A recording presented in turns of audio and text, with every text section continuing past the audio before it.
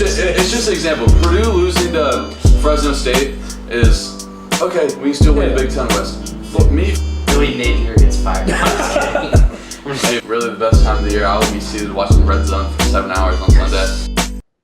What's going on, everyone? Welcome back to a new episode of Back Here at Banter. Our whole crew is back. Johnny, James, and Tanner. How you guys doing today?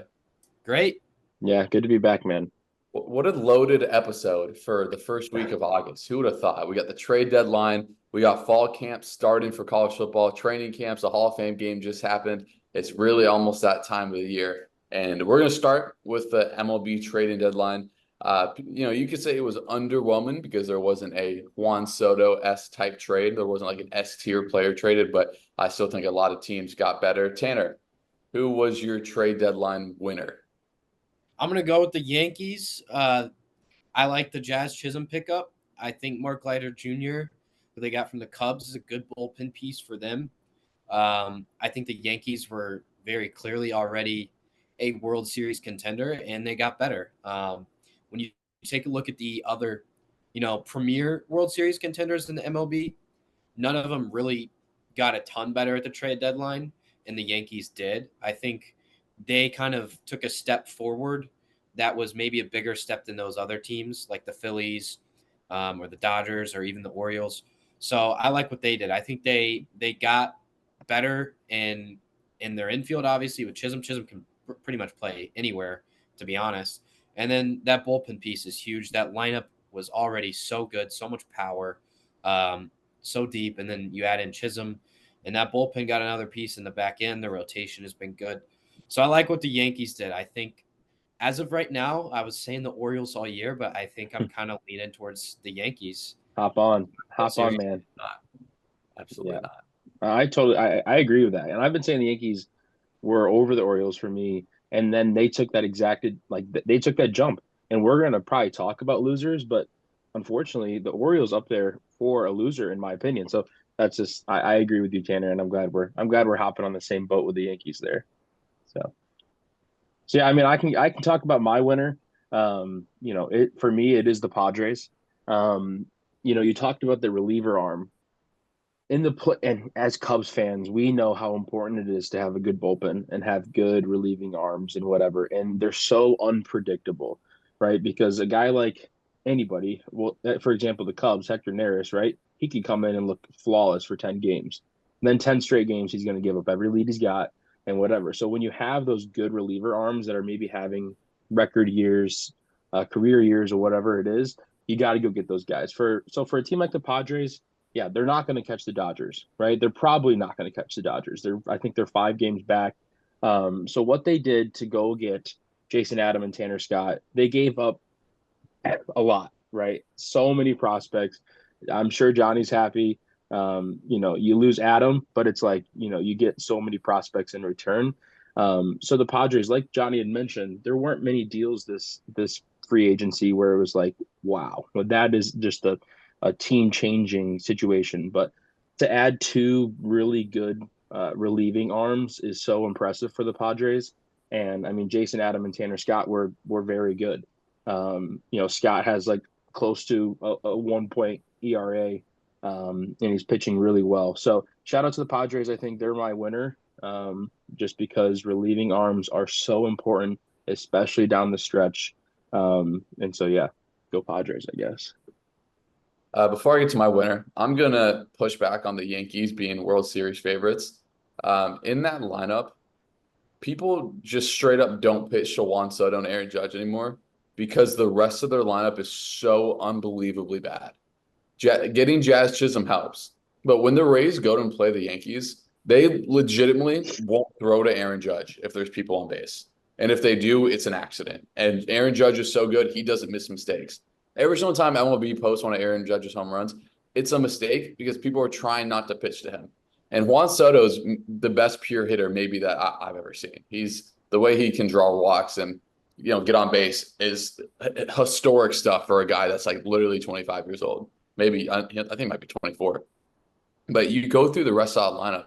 They got Ben Rice hitting leadoff, their rookie, and then you bring in Chaz, and that helps significantly. But outside of Garrett Cole, that rotation started off super strong. Nestor Cortez has been awful since the first month and a half. So has the rest of that starting rotation. Your boy Marcus, not Marcus Simeon, who's the Cubs pitcher that pitches for them Marcus now? Stroman. Marcus Stroman.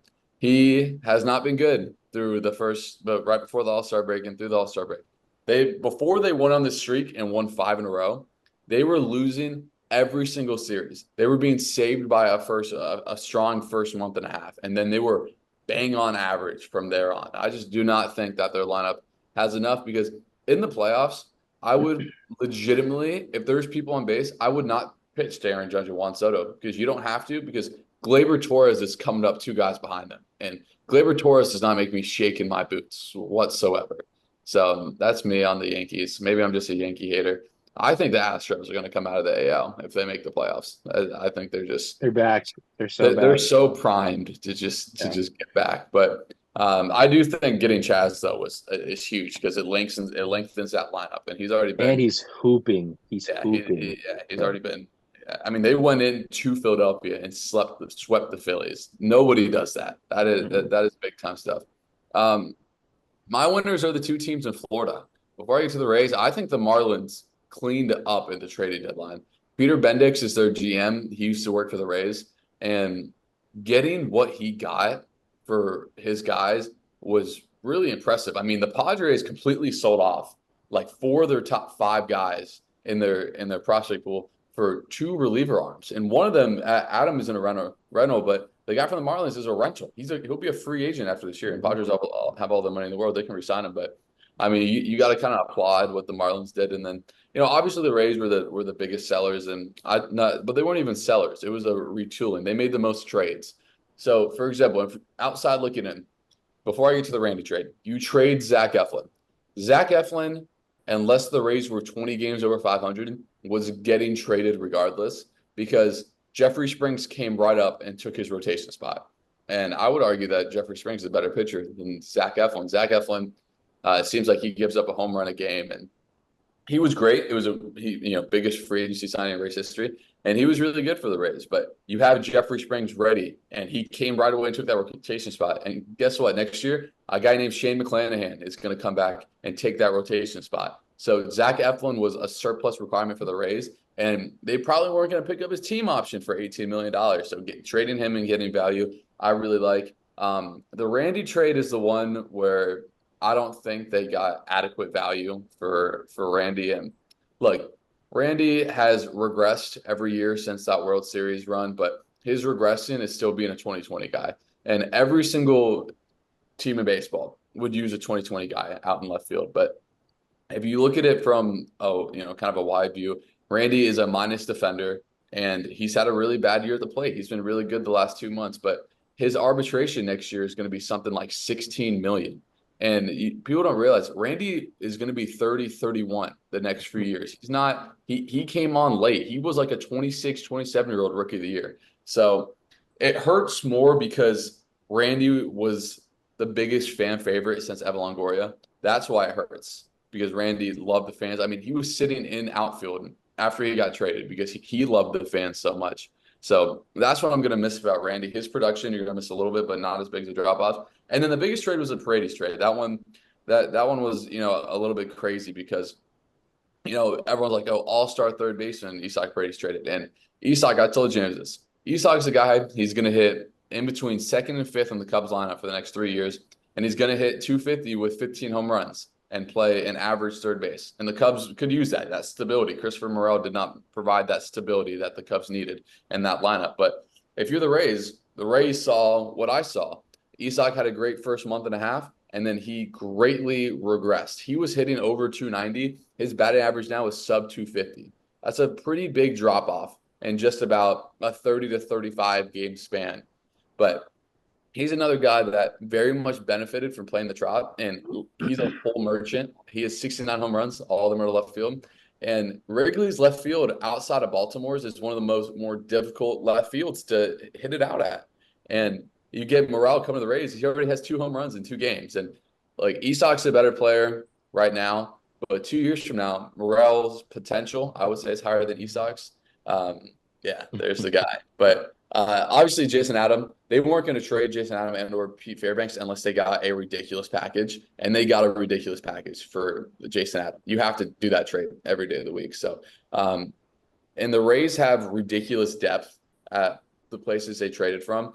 A little guy named Junior Caminero is going to come up at some point this year, and he's going to take Brady's spot at third base.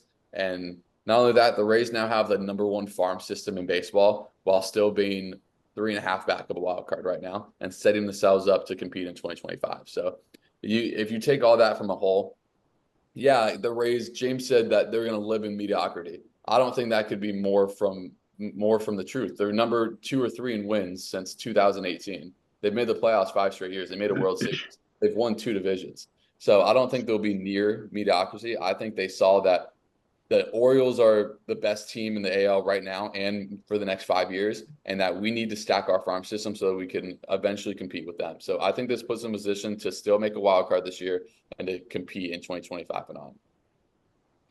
Yeah, I kind of agree with you, Johnny. I like what the Rays did a lot. They're kind of wheeling and dealing, I guess. Just kind of shipping out guys for other guys. Not really acquiring a big name player, but still getting players in there that help that team right now and still getting prospects back for the future. I like what the Rays did.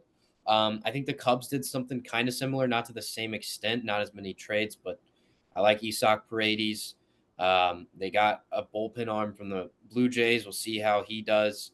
And they got some prospects out of the Yankees. So I kind of agree with you, Johnny. I like what they did. The Cubs are not 3.5 games back, but I think they're 5 or 6 back. They're kind of in a similar spot where like they have a good farm. They have a couple decent players on the big league roster. How do we keep the farm strong for the future? And how do we keep this team able to compete this year and next year? So I like what both the Cubs and Rays did. I think it was smart for both franchises. Yeah, I agree. And the first question Tanner asked me about Isaac Paredes is, how is he in runners in scoring position? How is he? Isaac will put bat on ball. He rarely strikes out. He's gonna give you a good at bat. I mean, if there was a stat, he probably leads the majors in 10 pitch at bats. He's a great player, but everything the Rays look at is projected. And Isak projects to not be as good as he was this first half of this year. So you sell high on Isak and get you guys could probably agree with this, get a higher ceiling guy with Morel that has one more year in control. And for the Rays, that one extra year control, means so much. And I'll always trust the Rays front office just because of what they've done the past decade and a half, really. So, I kind of put my trust in Eric Neander and that entire front office to, for example, they've made trades like this, and guys like Willie Adames comes from trades like this, and Junior Camineros comes from trades like this, and so you just kind of got to trust it. Yeah, I like it. I have a quick thought here before, and then I'm good with MLB. Got all my stuff out, but pretty inspiring win by the Cubs last night. I was fired up. I watched the whole game. I was debating turning the game off after the 8th, and I didn't. I'm glad I didn't. Don't let the Cubs win today, because if they go into tomorrow, which I'm going to the game tomorrow with a win streak, I'm going to be fired up. And the Cubs, they won't go away, but they won't come back. And I'm hoping right now that they start to come back and get in this race. Yeah. Lord, just help us. Last night I was watching the game. Johnny and I were working the Pistol Shrimp game, and I was just tuning in. And the kid that works next to me, the scoreboard and the stat, he's a Cardinal fan or whatever. And so they go up 4-2, and I turn it off. I'm like, back to Cubs baseball. I get a notification on my phone that Belly goes yard, and I'm like, whatever. We always do that. When we're down 2 in the 9th, someone's going to hit a solo shot. It's just bound to happen. Next thing you know, Dansby, in its tie ball game. So I go to Fubo, I log in, and I watch the game. And then the first pitch I see is Tachman take it down the line, and I start celebrating. And the kid next to me is just stunned. Because not only did the Cubs come back, they came back against an all-star. Helsley's a stud for the Cardinals this year. And so shout out to the Cubs, man. We're so back. Well, the leadoff man got out, and then Belly goes yard. And I was the same thing as you. I just kind of rolled my eyes. I'm like, oh. Classic. And then Paredes swings for the fences 3 times, misses all of them. 2 outs, 3 straight extra base hits against Ryan Helsley. with 2 outs. He had only given up an extra base hit with 2 outs in the bottom of the ninth one time this year. He did it 3 Crazy. times in a row last night. Well, and Unbelievable. here's the thing. It's like when Belly went yard and we were down one, I'm like, great. We're just adding to our column of 1-run losses. That's what we're doing. Like just one more 1-run loss. So Yeah. whatever. How about that It is pistol what shrimp it is. atmosphere last night, James? Talk about the atmosphere. Man, I tell you what, Brewers we showed should up. do a breakdown of the pistol shrimp because They showed up. I mean, Kyle that Gibson is an that MLB hitter. I'll say that. that guy is going to be a stud. He's He plays the game the right way. already He a puts bat stud. on ball. He's 10 for 11 in his last 2 games. Come Are you on. kidding me? Come on. Are you Against kidding college me? pitching, D1 pitching, He's played 54 games this season and he's hitting hitting 400. 390. Yeah. Come on. Yeah. No big There deal. you go. No big deal. There's our pistol shrimp talk. But Yeah. There we go. let's move over. By the way, baseball is so awesome. The trading deadline, the trade deadline in baseball is the best out of any sport, and it's not close. It's awesome. So let's move over to football. It is great, but thank God we're talking about football now because Yeah. I'm itching. Yeah. I'm itching for it. Yeah, So. we're shaking. We had obviously Florida Gator logo on last episode. He was awesome. He was so good. But it's time to talk about the Big 12. And for those of you at home wondering, let me kind of name a few teams that are now in the Big 12. Arizona is now in the Big 12. Arizona State is in the Big 12. Utah is in the Big 12. And Colorado is in the Big 12. Returning in the Big 12 includes BYU, who is somehow in. How are they in a power conference in Oklahoma and Oregon State isn't, in Washington State isn't? It blows my mind. So there are, Tanner, you can correct me if I'm wrong. I believe there are 8 teams that are at least 12-1 favorites to win the Big 12. That is by far the most out of any conference. To put it in perspective, I believe Utah and Kansas State are plus 350, Tanner, and then there are a few.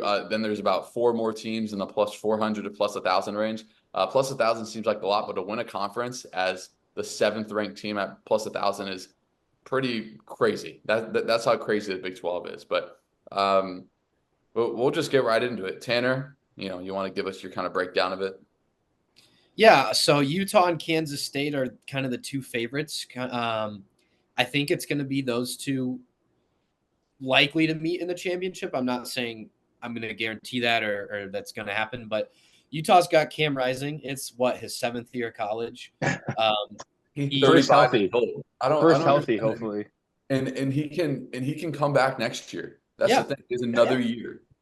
He's doing 2 terms. He's like Obama going for 2 terms. This is insane. I mean, Cam Rising is probably should be working a financial job right now. He is. And the Oklahoma State quarterback, Alan Bowman, he's 37. Same thing.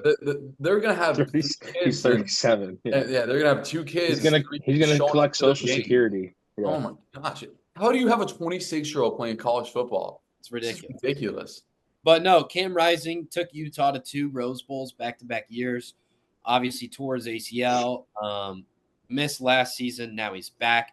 So he's he is the best quarterback in the Big 12. And then you got Kansas State. Avery Johnson he's a true sophomore. He's going to have something to say about that. I think he had a game last year with 5 rushing touchdowns for Kansas State. He's kind of like a dual threat, more of a running quarterback, honestly. He's got that flowing blonde hair. He's quite the sight to see at quarterback for Kansas State. You like what he looks like, T-Stir? He just doesn't look like he should be that good at quarterback. I got you. How about Jaden Daniels talking about quarterback? He's sunshine. Jalen Daniels. Jalen Daniels for Kansas, who's another sleeper in this conference. I think Kansas is going to be up there all year. My sleeper personally is UCF. I'm not going to pick them to win the conference, but they bring in KJ Jefferson, the quarterback from Arkansas, the past couple of years.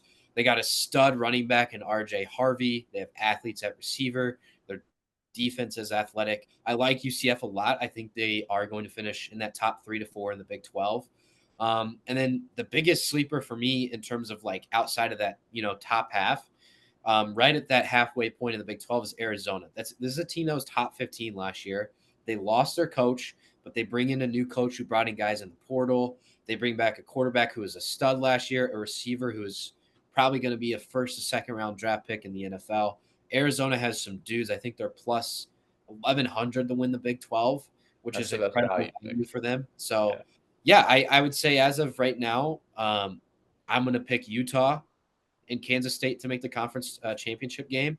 And in terms of the college football playoff, I would be shocked if the Big 12 gets more than 2 teams. I think they're going to be right at 1 to 2 teams in the playoff. I would be surprised if they get 2 teams in, just simply because I think it's going to be such a Big Ten and SEC level bias. Because if you look at the Big 12, let me give you some of their away games outside of UCF. So Oklahoma State goes to, maybe it wasn't Oklahoma State. Kansas State goes to Tulane. I don't know if you guys have ever been to Tulane. Quite the atmosphere at Tulane. That's where Kansas State plays. But don't worry, because Utah goes at Utah State. I mean, that's just real tough sledding right there, having to go to that. To put it in perspective, if Florida was in the Big 12, they would be top 3 in odds to win it. So, the Big 12 is this cute conference, but if they get more than 1 team in, if you're the SEC and if you're Florida and teams like that, and Alabama, for example, who's going to Wisconsin, why would you schedule those games? If a 10-2 team from the Big 12 gets an at-large over a 9-3 SEC team that has wins at Wisconsin, and let's say it's Alabama who goes to Wisconsin, or Florida who plays Miami, UCF, and Florida State at a conference. It's one of the things when I look down, I'm like, at Tulsa, like, what are we doing? It's the same thing. Who plays the at Green UMass? Wave, man. Is it Missouri that plays at UMass? Someone goes to UMass that we've talked about last episode, and it just blows my mind. But anyway, we'll talk. Let me get off my soapbox because Gus Malzahn has been doing work down at UCF. If you have a major Power 5 conference in Florida, you should be able to recruit. There's too much talent in Florida not to at least be competitive. But the big thing when I go down and look at all the schedules, who avoids who? Kansas avoids Oklahoma State and Utah. Those are 2 very big teams to avoid, and Kansas avoids both of them. And I would argue they might have the best quarterback in the conference. Cam Rising maybe doesn't count because he's 34, but Jaden Daniels is very good. And then Oklahoma State, everyone on their offensive line also has a wife and at least 3 kids because they're all 5th-year seniors at least, and they all return. And by the way, Ollie Gordon won running back of the year last year, and he's running behind the same offense line they all have at least like 26 starts. That's at least 2 seasons worth of starts that this offensive line has coming up. And then Alan Bowman, I mean, if you're 27 years old still playing college football, you should probably be pretty good. But, they go to Kansas State in week 3. That is a massive game for Oklahoma State. They go to Baylor. I think Baylor could surprise a few people this year. They couldn't possibly be as bad as they were last year. But so I look at all this, Tanner. I agree with your sleeper. My sleeper is UCF. I think Utah and Kansas State are the 2 most talented teams. But I'm going Oklahoma State in the Big 12. I think Oklahoma State's going to win the Big 12 just because Mike Leach had such a great quote when Ollie Gordon freaking got a DUI. And he's like, who hasn't tried to drive home after 5 years? That's your head coach. Your head coach. Yeah, that's right. So I'm rocking with Oklahoma State. I do not promote drunk driving. Yeah, right. Backyard Banter promotes drunk driving. Yeah. No, we do not. Nope. That's one of the 3 rules in the Shields household. Never drive drunk. There we go. But Oklahoma State, I have questions about their defense. Big questions about their defense. But also for Utah, they add Dorian Singer from USC, big wide receiver transfer that comes in to help Cam Rising. So I'll take Oklahoma State over Kansas State because Utah goes at Oklahoma State, and I think kind of Oklahoma State cleans up there. And yeah, I mean, look, you could pick 5 different teams in this conference. I'll be like, okay, but I'll go Oklahoma State over Kansas State. I'm very upset. I'm very upset because Tanner didn't talk about Oklahoma State once, and I was like, yes, everyone's not going to talk about them.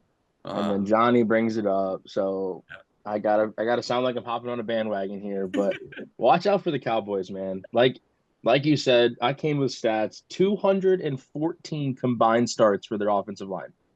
214. Yeah, There's only 5 positions, old. right? Yeah. Like it's incredible. And then, like you said, let's just talk about quarterbacks who all started in 2018.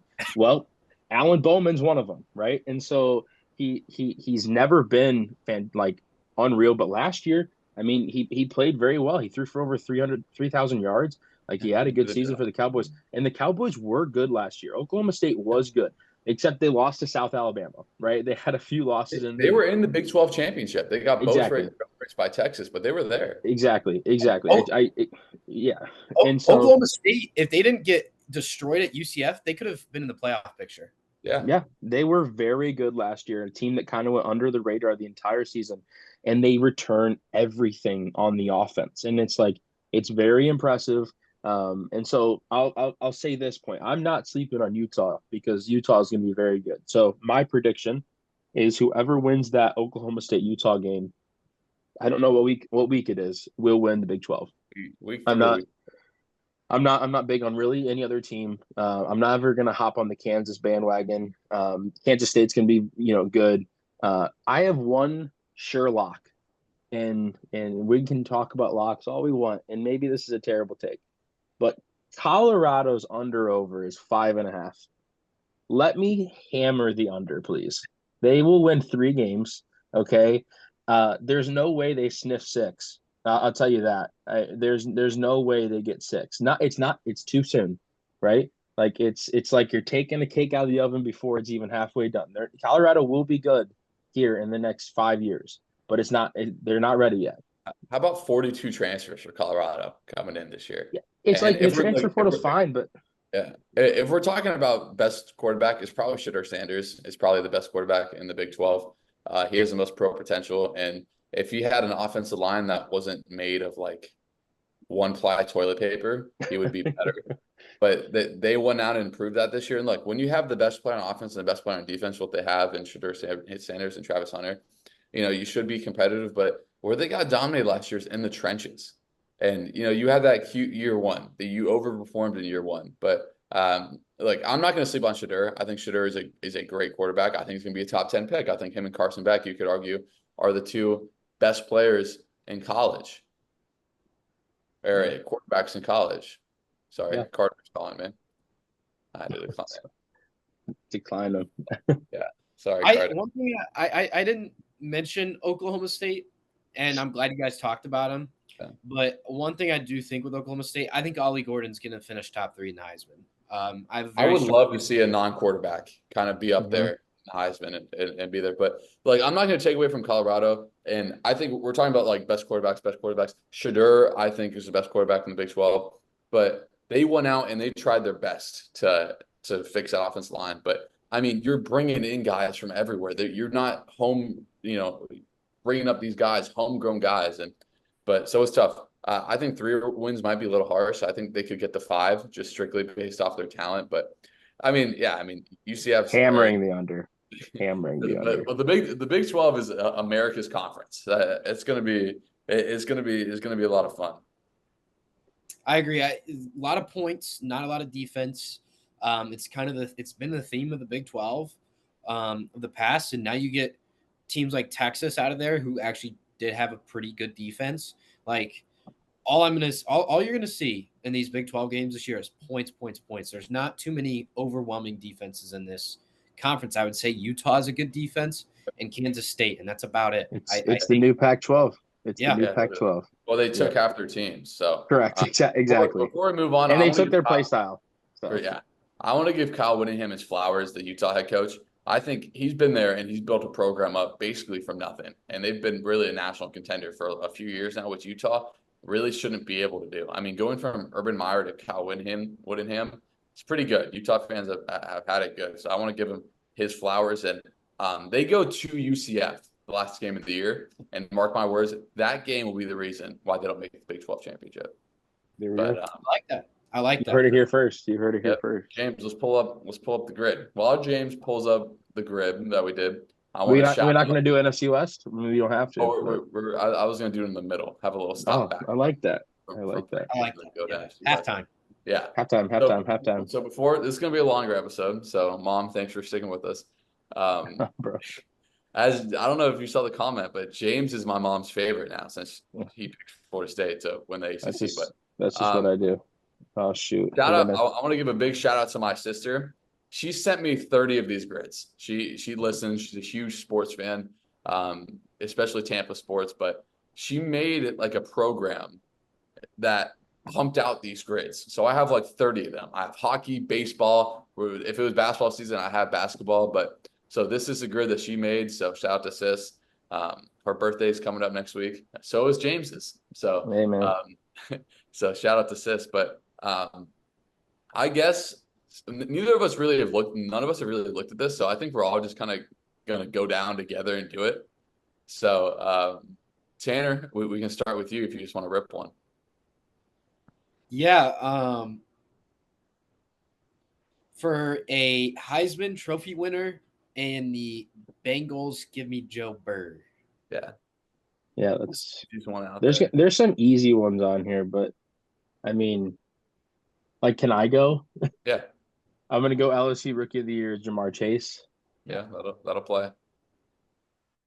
I'm gonna go the Bucks and the Dolphins. I'm gonna go with Brent Grimes, good corner in the mid 2010s, Pro Bowler. Thank God, because that We're one playing was we're playing bingo here. I like Yeah, that. that's funny. for is it me? Yeah, I hope so. Rookie of the Year in the Bucks. Ooh. it's not Heisman. who you think. I know that one, but I can handle the Bucks one. Did Tua win a Heisman? One strike for Tanner.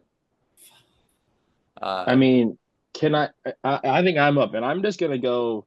Like, this isn't like the immaculate grid where we're trying to get like 0.00. So I'm just gonna take boxes off, and I'm gonna stay with Jamar Chase for. Can we do repeats? Is that a I thing don't that think we we can do allowed? repeats. Okay, well then Yeah. that's stupid because that's okay.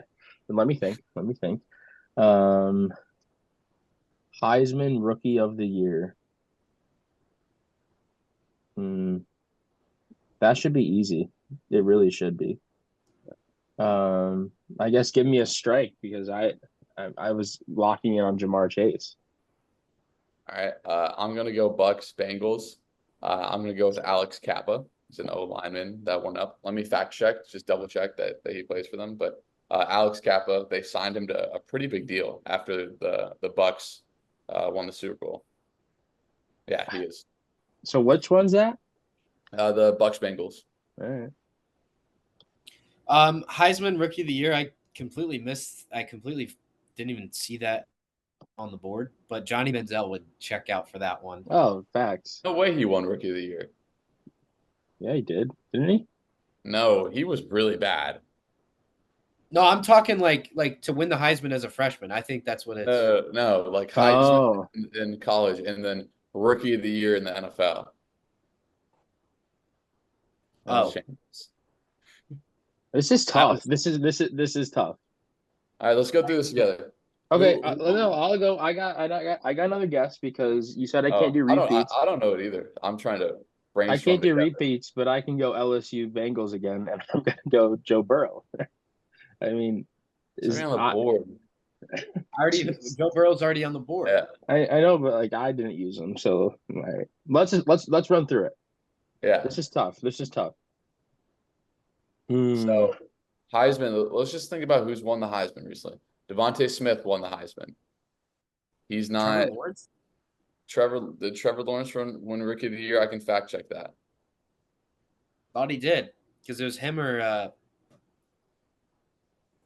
who was battling out that year. Would have been Jay Fields. Trevor Lawrence did win Rookie of the Year. Good pull, Tanner. But Trevor Lawrence never won the Heisman. So He never won a Heisman? Yeah, I was gonna say I don't think you ever won Heisman. So Oh man. like Joe Burrow won a Heisman. Devontae Smith won a Heisman. I'm just thinking guys that are good in the NFL. Derrick Henry won a Heisman. I can think of Heisman Dolphin would Sam be. Bradford won Rookie of the Year. I don't even know. I can think Dolphin Heisman would be like Reggie Bush. I mean, that's a lock. Yeah, that's a lot. Good pull, James. But that's just because Sam Bradford did win Rookie of the Year. So Heisman Rookie of the Year, Sam Bradford. There we go. Okay, Rookie of the Year. I mean, you got to get Rookie of the Year for the Bucks. Yeah, but here, it's work done. So Jameson not win it. Work done. Played in the late 90s. He won Rookie of the Year for the Bucks. All right, so LSU that plays on the Dolphins and an LSU player. I think I can get the LSU Dolphins one. Talk to us. I think Jerome Baker went to LSU. I was thinking that too. I'll I fact check. don't know. Yeah, I don't know about that one. And then like I LSU Bengals, like obviously you think of, the big ones, but we've already said their names. Yeah. So Jerome Baker went to Ohio State. figure, is of there course. okay, there's a corner. There's a corner on the Bengals that went to LSU. Am I tweaking? And I don't know his name. I just Let me feel look like it up. Reedy Williams, maybe. No, he plays for the Browns. that's Good not the guess, name but that's he plays for the Browns. screaming at me. He played for the Browns. Yeah, this is tough. I mean, there's obviously like maybe easy names, but I think, oh gosh, I don't know, Johnny. You're just gonna have to help us out here. Use that Safari you got and All tell right, us. so I don't know this one. Tyler Shelvin played. He's a defensive tackle. He played for both. Okay, sure, we count it. Um, I mean, so did Joe Burrow and Jamar Chase, but it's fine. I yeah, they understand did, no but repeats. if we're gonna do it the right way, All right, so Dolphins, LSU. This one, I mean, these are prominent. It's a prominent college. So I I knew there's Thad Moss, Randy Moss's son. He played for LSU. I knew he played for the Bengals. I knew he signed as a free agent. I just didn't know which was team. It was with the Bengals. That has nothing to do with that. That was just a win I for was me. gonna say that doesn't help the Dolphins, but Dolphins and LSU, man. This is I like they don't. don't have. I'm thinking about their running backs. Like, where did Jeff Wilson go to college? It wasn't I LSU. know too. I'm trying to think of their O line. Um, did Odell ever play for the I see it. Dolphins? Oh, easy one. Odell. No, Odell never played. Jarvis Landry. Oh, Yeah, Jarvis. yeah, yeah. Jarvis Landry. There you Duh. go. So Man, shout out to those are Sis. That that's was a tough. tough one. I don't know if we'll post this on TikTok and stuff because it was our Probably first not, one. man. It was our first one, but it was good. That was a good one. So We'll make the people that like stick around. We'll make them have to watch through that yeah, that was mess of a brutal. grid. That was Yeah, brutal. That was If I knew how to like cut stuff out and whatnot, it's we would look genius. We would look yeah, genius. Oh yeah, boom, boom, boom, yeah. boom. Yeah. Okay, let's go to the NFC West and we'll wrap up and get out of here. Already an extended episode. NFC West headlined obviously by the 49ers, who've won the division, feels like forever now. And then the Rams made the playoffs last year. It seems like they're on the uptick. You don't know how much longer Stafford is going to be elite for. But I think that's a big way around it. The Cardinals can't possibly be as bad as they were last year. They have Kyler coming back. He missed basically the entire year.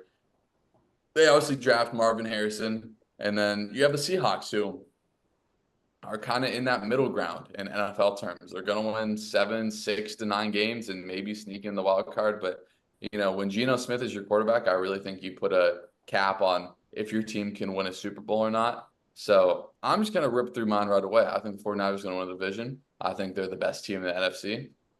It's going to be interesting with the whole Brandon Ayuk situation yields, but I still think regardless that they are the best team in the NFC, not only the NFC West. 2, I have the Rams. I do think Stafford might take a little bit of a step back, but they're still plenty good enough to compete and play really good ball. You got Puka in year 2, you got Cooper Kupp, who's going to be healthy this year. They did work on the defense in the draft. They drafted really well, drafted Jared Verse out of Florida State. He's a stud. Their corners are only ascending. They had some guys last year that they're looking to take big steps from. They took those steps. So I have the Rams at number 2. And this might be a little bit of a surprise. I have the Cardinals at number 3. I think the Cardinals and Seahawks are both going to win 6, 7 games.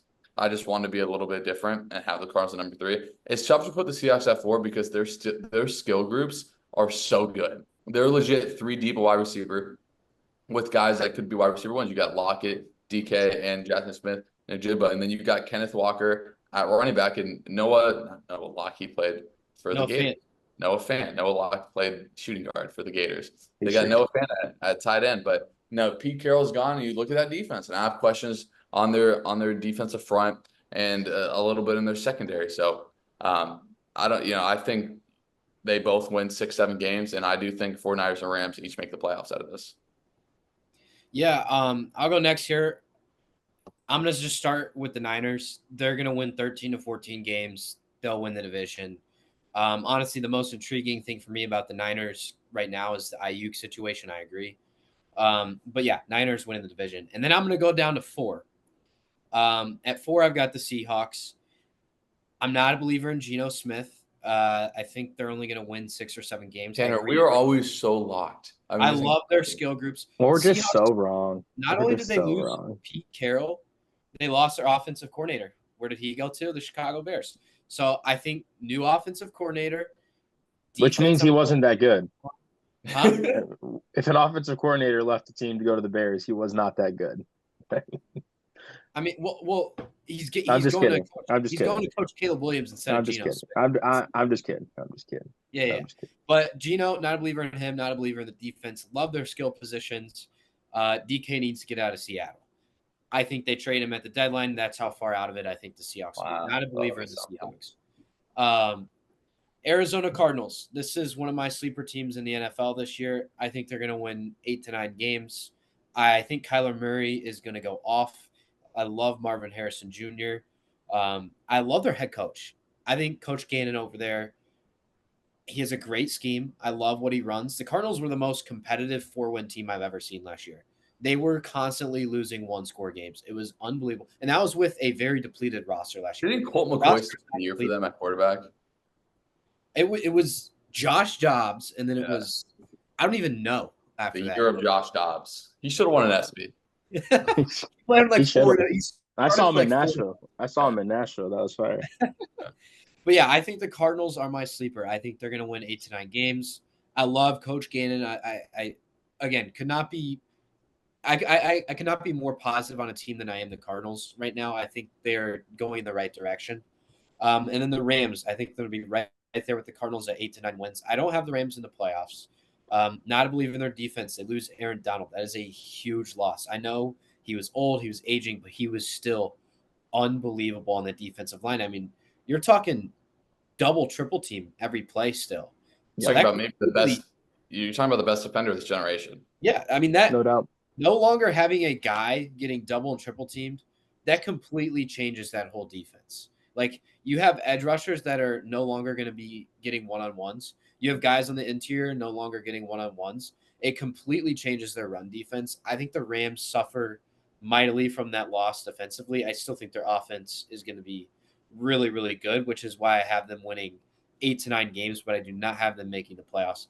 So that's kind of my NFC West. It's the Niners and everybody else. I think this is one playoff team for me, in my opinion, out of this division. Yeah, I when we predict these NFL divisions, for me, a lot of them, I just go off of Vegas sometimes, just because of the simple fact is Vegas knows, right? And that's like it's whatever. Obviously, it is fun to make bolder predictions and stuff like that, but. So when I look at the Niners, obviously we all knew that us three were going to have them winning this division. But I'll tell you this, my concern and my question mark for the Niners are they lose everyone pretty much on the D line and they revamp it, right? Now they revamped that with good players, right? So they get Leonard Floyd, but who else do they get? Collins, right? Like they get some tackles, they get some edges, but they lose some pieces, but I think the 49ers are so deep, and they have been for the last few years, and it's made them so good. That's the only question mark I have, right? The other question is, are you going to get a good Brock Purdy again? I think Brock Purdy has pretty much established himself as just a really good quarterback in this league and a guy that went under the radar. So the 49ers are going to win this league or win this division. 14 wins, I think, is a little steep. But because of how bad their division is that they're playing in my opinion, I think they're going to have a ton of divisional wins. So in second, I got the Rams. Not too much to talk about. You guys hit it right on the head.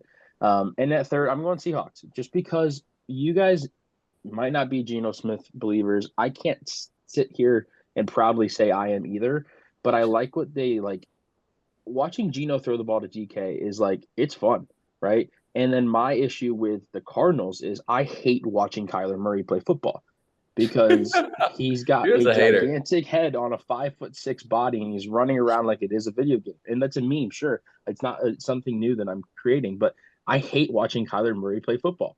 And it's just like he's got like a joystick, and he's just running around and trying to evade whatever he can. So obviously the help of Marvin Harrison is huge, right? I mean, any team would have been lucky to have a guy like Marvin Harrison. So shout out to the Cardinals for being that bad last season so they could draft him. So yeah, I'm just going Vegas knows. I'm going, Niners, Rams, Seahawks, Cardinals. I don't really see any of that switching. I have no reason to put the Cardinals in front of the Seahawks, because I think Geno Smith is better than Kyler Murray. So yeah, we'll see. I could be totally wrong. I think our top two are pretty solid. I don't think those are going to switch. I don't think we can see anybody else winning this division besides the 49ers. But again, it's football. It's crazy. It's 18 weeks long. You never know what could happen. Brock Purdy could go down, and then what, right? So you really never know. So Yeah, good point. The craziest shout of the year, shout out the Cardinals for being bad. That's awesome. I mean, Craziest shout hey, of the year.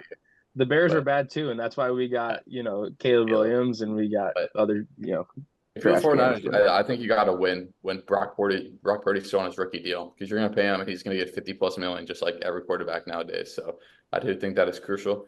I do want to say probably before the next episode is posted after this one, it will have been a year of the podcast. So it's kind of crazy to say, because we've done 76 episodes and in a year. I mean, guys, that's a lot of good stuff. We have a lot to be proud of. I mean, that's pretty Yes, big. sir.